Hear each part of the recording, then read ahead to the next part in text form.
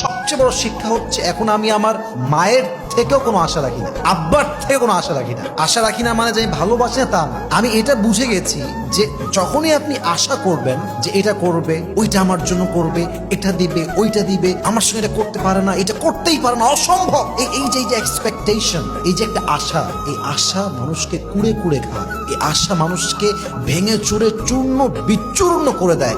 আপনি যখন এইটা ভাববেন যে কারো থেকে আমার কোনো এক্সপেকটেশন নাই, তখন সে আপনাকে কষ্ট দিলে, ধোকা দিলে, আঘাত দিলেও কষ্ট লাগবে না। কারণ আপনি বলবেন, ভাই তোর থেকে তোমার আশাই নাই, তুই যে আমাকে দিবি এই আশাই তো আমি করি না। দেখেন, আপনি বিপদে পড়েছেন, আপনার একটা আপন ভাই আছে, আপনি আশা করলেন যে আমার আপন ভাই আমাকে বিপদে কমপক্ষে 3 লাখ টাকা দিবে, কথা কিন্তু বুঝবেন, কিন্তু সে আপনাকে দিল মাত্র 5,000 টাকা। দেখবেন যে আপনার মনটা অটোমেটিক ভেঙে যাবে।